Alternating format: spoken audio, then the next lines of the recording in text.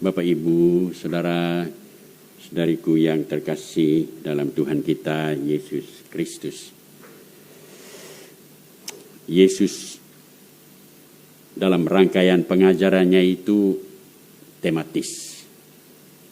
Kalau kita baca Injil yang berdekatan atau tema yang berdekatan dengan harapan perintah untuk saling mengasihi, sebelum Yesus sampai ke tema ini, Yesus berbicara tentang rumah Bapa. Kemudian pokok anggur yang benar. Hari ini kita diajak untuk merenungkan perintah supaya saling mengasihi. Pertanyaan, mengapa Yesus minta kita untuk saling mengasihi? Apakah Yesus meragukan kualitas rasa kasih dalam diri kita? Ya toh? Kalau Yesus minta berarti something wrong mungkin ya. Ada sesuatu yang nggak beres yang Yesus harus minta. Kamu harus saling mengasihi. Nggak boleh dong kamu jangan sampai tidak mengasihi. Jadi mengapa harus mengasihi? Yesus mau menyadarkan para muridnya bahwa manusia itu secara rahmat bahkan natural itu adalah makhluk yang mengasihi. Homo amans, makhluk yang mengasihi. Di dalam dua potensi diri manusia, pikiran dan hati, itu Allah menyimpan bibit kasih. Bibit kasih. Memang pikiran itu selalu menjadi media yang menuntun orang untuk mempertanyakan semuanya. Maka muncullah teori-teori ilmu. Berbagai macam formula-formula ilmu diajarkan, ditemukan karena ini. Tetapi orang bilang, walaupun pikiran itu cerdas, hebat, mantap, tetapi dia selalu ada peluang untuk bisa tidak mantap, untuk bisa sesat. Ya toh? Maka hati adalah kompas bagi pikiran. Hati itulah yang mengarahkan pikiran untuk dapat membangun hal-hal realitas-realitas yang baik dan benar. Kalau pikiran sesat, hati mengatakan no, harus ikut ini. Ya, orang-orang katakan saja para moralis merumuskan bahwa di dalam hati itu ada dua pengadilan. Pengadilan pertama itu, maaf saya sebut dalam bahasa Latin, conscientia antecedens. Artinya hati selalu mengatakan jangan, tidak boleh, itu tidak baik, itu tidak benar. Kalau kau melanggar itu akan menimbulkan efek yang tidak baik bagi hidupmu. Citra dirimu rusak, martabat hidupmu akan rusak. Oke, itu warning, hukum warning di dalam hati manusia. Hukum yang kedua adalah conscientia antecedens. Artinya apa? Hati akan mengadilimu kalau engkau nekat berbuat jahat. Engkau mencuri, walaupun tidak dilihat orang, tetapi nuranimu akan mengadilimu. Dan itu akan mempengaruhi gesturmu. Mungkin engkau akan murung, tidak terlalu riang lagi. Orang bilang aneh, orang ini dulu kok bagus, riang apa, sekarang ini kok akhir-akhir ini murung. Berarti ada sesuatu yang dia sembunyikan. Dia sedang mengalami pengadilan hati nurani. Conscientia antecedens. Karena itu maka hati menjadi kompas untuk pikiran supaya jangan menimbulkan kesesatan bagi langkah hidup manusia. Yesus itu sesungguhnya mau menyadarkan itu loh. Kamu itu loh, homo orans, makhluk yang mengasihi. Di dalam hatimu aku simpan segepok atau seabrek kekuatan cinta di dalamnya.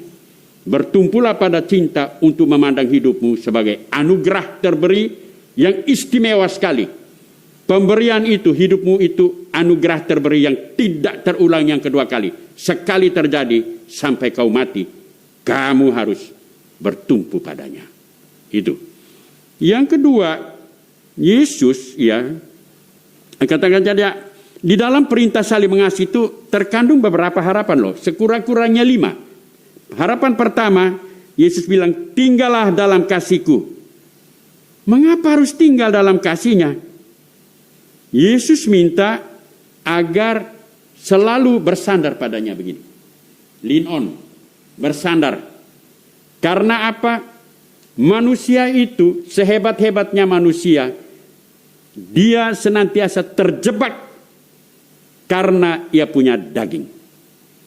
Roh kuat tapi daging lemah. Yesus itu sudah beri warning ketika di Taman Getsemani, bukan? Murid-muridnya berdoa, dia berdoa setengah mati. Murid-muridnya tidur setengah mati. Jadi Yesus datang bilang, enak kamu ini gimana aku berdoa sampai kayak gini. Masa kalian tidur aja? Hendaklah kamu berjaga-jaga. Sebab roh itu kuat, tapi daging lemah. Ini satu warning yang luar biasa. Warning yang bersifat psikologis tapi biologis juga. Saya lihat. Bahwa memang konstruksi tubuh manusia itu senantiasa memberi peluang untuk baik, tapi juga untuk lemah. Baiknya itu karena dia punya roh menuntun ke arah yang benar, tapi lemahnya itu ada pada dagingnya. Di situ ada hal-hal yang pokoknya ketamakan, kerakusan, iri hati, benci, dendam, macam-macam lah. Itulah di situ. Begitu. Jadi Yesus mau katakan, kamu harus tinggal dalam kasihku. Kalau kamu tinggal dalam kasihku, maka kamu akan menjadi pemancar kehadiranku. Kamu adalah tower kehadiranku, tower yang memancarkan kehadiranku. Jadi kemana saja kamu pergi, orang bilang, itulah murid-murid Kristus itu. Dilihat dari apa? Ya mengasihi dong. Saling mengasihi, mencintai, memancarkan keramahan dan kepedulian terhadap sesama. Yang berikut, harapan yang berikut adalah, kamu adalah sahabatku, bukan hamba. Kenapa ya Yesus kok tekankan itu? Yesus bilang, Tuhan Allah mencipta kamu itu bukan supaya kamu menjadi televisi dan dia pegang remote. Bukan. Tuhan Allah mencipta kamu manusia dengan memberikan pikiran, perasaan, dan yang berikut kehendak bebas. Di dalam kehendak bebas, manusia punya otonomi diri. Ya toh? Kalau Tuhan Allah misalnya jadikan kita remote control, dia bilang tidak, di dunia ini saya mau semuanya insinyur. Astaga, insinyur habis. Gimana? Atau saya mau di dunia ini semua jadi sopir angkot. Astaga, sopir angkot lalu siapa yang jadi penumpang? Ya gitu. Enggak. Nah, otonomi diri manusia itu mengindikasikan kebebasan untuk berjalan sesuai dengan cita-cita. Ada yang pengusaha, ada yang guru, ada yang dosen, ada yang sopir, ada yang pilot. Itu ekspresi otonomi diri manusia yang terungkap melalui cita-cita. Jadi polisi lah, tentara, itu. Jadi Yesus mau supaya kamu itu sahabatku. Sahabat, aku enggak mau jadikan kamu hamba yang mau ikut aku, mau ini. Tidak ada citra dan martabat seakan-akan. Kamu bercitra, bermartabat, maka kamu adalah sahabatku. Apapun yang kamu pilih dalam hidup, itu adalah ekspresi anatomi hidupmu, dirimu. Aku hargai, tetapi jalani itu dalam kebaikan dan kebenaran. Itu toh. Itu yang dimaksud. Lalu yang berikut, Yesus bilang, kamu ditetapkan untuk pergi menghasilkan buah. Apa maksudnya? Menghasilkan buah. Siapa yang bekerja dalam hidup tidak pernah merindukan supaya sukses? Mana ada. Orang bekerja tidak mau sukses, itu hanya orang yang sudah gini. Kerja untuk tidak sukses. Mana ada, di mana? Coba tunjukkan orang yang bekerja untuk tidak sukses. Tidak ada. Yesus ingin mengatakan bahwa setiap orang yang percaya kepadaku, bersandar padaku, membangun harapan untuk memaknai hidupnya, akan menghasilkan buah. Ketika kamu menghasilkan buah, kamu menghargai siapa yang menciptakan kamu. Allah yang menciptakan. Karena apa? Tadi di dalam pembinaan kami sebelum kita yang lain datang, saya bilang Allah memberikan dua hak. Hak prokreasi dan hak kultivasi. Hak prokreasi adalah hak yang diberikan untuk bagaimana kita berusaha mengambil bagian dalam kisah penciptaan Tuhan. Termasuk mewariskan generasi muda di dalam keluarga anak-anak kita. Tetapi supaya mendukung kesejahteraan hidup dalam keluarga, diberikan hak kultivasi, hak untuk bekerja dan merawat supaya mendatangkan kesejahteraan. Itu mendatangkan kesejahteraan. Karena itu maka apa yang diindikasikan oleh Yesus, hendaknya kamu menghasilkan buah. Yes, itu betul, tepat. Maksudnya ketika Anda menangani tugas seperti apapun, sekecil apapun atau sebesar apapun, hendaknya ada niat dan kerinduan yang dalam untuk menghasilkan buah, sehingga buah itu bisa berarti, bermakna. Disinilah manusia mau membuktikan bahwa aku adalah hadiah bagimu. Aku adalah hadiah bagimu. Mana ada orang yang tidak mau hadiah? Kita sadar entah, jadi tidak setiap saat di jalan, kau tahu enggak aku hadiah bagimu? Tahu enggak aku hadiah? Tidak usah. Ketika engkau bisa memberikan senyuman kepadaku, itu hadiahmu yang terbesar bagi saya. Ketika engkau bisa menyapa saya, "Halo Fritz, how are you? Are you keeping well? Very baik, baik, mantap, bagus." Itu hadiah bagi saya. Itu hadiah. Ketika engkau melayani saya di balik etalase, itu hadiah bagi saya. Jadi semua kita adalah hadiah. Pemaknaan kehadiran kita itu menentukan apakah kita menjadi hadiah yang berkualitas atau enggak. Itu penting. Ada orang kasihan yang tidak mau menjadi hadiah bagi orang lain. Sayang sekali. Sia-sia. Nanti besok mati, habislah sudah. Apa? Yang berikut. Supaya kamu saling mengasihi seperti aku mengasihi kamu. Ini saya berikan apa? Yesus ingin menciptakan saluran kemudahan.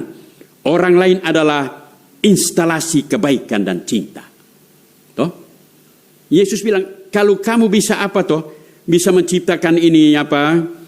Supaya kamu saling mengasihi seperti aku mengasihi kamu. Aku mengasihi Bu Magda. Bu Magda pasti mengasihi aku. Ya toh, di sini tercipta instalasi kebaikan. Ketika aku mengalami kesulitan, Bu Magda bisa tidak bantu saya? Kebaikan Bu Magda dibagi pada saya. Bu Magda mengalami kesulitan, Romo Fritz bantu saya.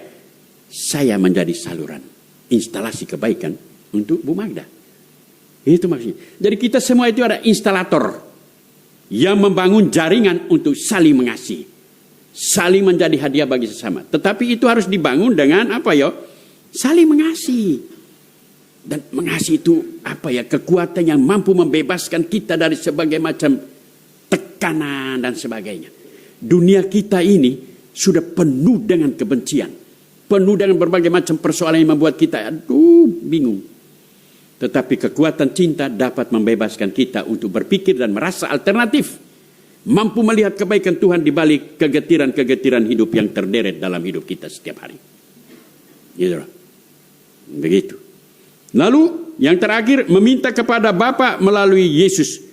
Itu maksudnya menciptakan relasi Tritunggal. Yesus, Bapa dan aku. Yesus, aku susah. Ayo dong, sampaikan pada Bapa. Biar Bapa buka pikiran saya supaya saya berpikir lebih bagaimana lah. Tolong Yesus ya. Yesus bilang, gampang anakku. Santai aja, aku sampaikan kepada Bapa. Kalau itu dibahasakan secara sederhana ya. Secara apa ya, guyon atau apa. Jadi Yesus, itu sebenarnya Yesus mau katakan. Yesus bisa mengatakan, minta toh langsung kepada Bapa. Kenapa harus via-via saya terus? Enak aja kalian itu. Manja sekali kalian. Bukan itu maksud. Yesus ingin agar relasi Tritunggal kita dan Allah itu tercipta. Jadi kualitas hubungan kita dan dia oke. Kualitas kita hubungan kita dan Bapaknya oke. Itu maksudnya. Kalau Yesus mau bilang, atur langsung aja doh. Kenapa harus via-via saya? Atur aja. Yesus nggak bilang begitu. Yesus ingin menekankan kualitas relasi Tritunggal. Bapa, Putra, dan aku Fritz. Bapa, Putra, dan aku Ibu Rosa. Kan begitu. Bapa, Putra, dan aku Bu Tuti. Kan macam gitu. Jadi itu maksudnya. Jadi, wah indah sekali firman ini. Nah, Hari ini juga ternyata Romo Stefano Gobi, penggagas GIM itu juga pada tanggal 3 Mei itu sudah berbicara tentang kamu akan mampu mengasihi. Di dalam buku jilid 1 setebal ini, itu Romo Gobi itu sudah mengatakan itu. Ia meminta, Bunda Maria meminta kepada para pastor supaya sungguh-sungguh membangun kasih. Anda dipilih untuk menjadi saluran rahmat, maka kasih itu harus dicurahkan dengan mencintai umat yang engkau gembalai. Mencintai mereka apa adanya, sabar menghadapi umat dengan begitu banyak persoalan yang mereka alami. Persoalan keluarga, persoalan karya, persoalan relasi, persoalan politik, persoalan sosial. Para gembala hendaknya memandang umat dengan rasa belas supaya kasih itu dinyatakan. Dan Yesus, Bunda Maria meminta supaya tetap bersandar pada Yesus, tetapi juga bersandar pada Dia. Jadi realitas Kana itu harus ada di dalam ini. Pesta di Kana itu adalah pertemuan dua orang hebat. Hebatnya Bunda Maria, hebatnya Yesus. Tanpa Bunda Maria dalam saat itu, Yesus tidak akan bisa berbuat lebih banyak. Tapi Maria bilang, Yesus, mereka habis anggur ini. Walaupun Yesus bilang, mau apa dari saya, Bu? Nah, sudah, Maria nggak lanjut lagi diskusi. Tapi Yesus baca, mamaku itu loh mengharapkan aku harus buat sesuatu. Dan ketika tempayan itu diisi, tidak lama jadi anggur. Jadi peran Bunda Maria untuk menggugah hati Yesus itu terbaca di sini. Jadi momentum Kana adalah perjumpaan dua orang hebat dalam sejarah keselamatan yang mengubah persepsi manusia dalam bidang perspektif spiritual. Yesus hebat, Maria hebat, Yesus hebat. Maka dikatakan bahwa per Mariam ad Yesum. Melalui Maria kita pergi kepada Yesus. Ya toh? Itu maksudnya. Jadi memang di sini nyata bahwa kita diminta, sesungguhnya Bunda Maria meminta melalui Romo Gobi ini supaya kami para imam mencintai umat, umat mencintai para imam, kita sama-sama bersandar pada Bunda Maria dan bersandar pada Yesus. Maksudnya. Karena itu maka sungguh pesan ini luar biasa. Saya hanya mau katakan di akhir bahwa jadilah instalator cinta di antara kita. Supaya membuktikan bahwa kita adalah hadiah bagi sesama. Amin.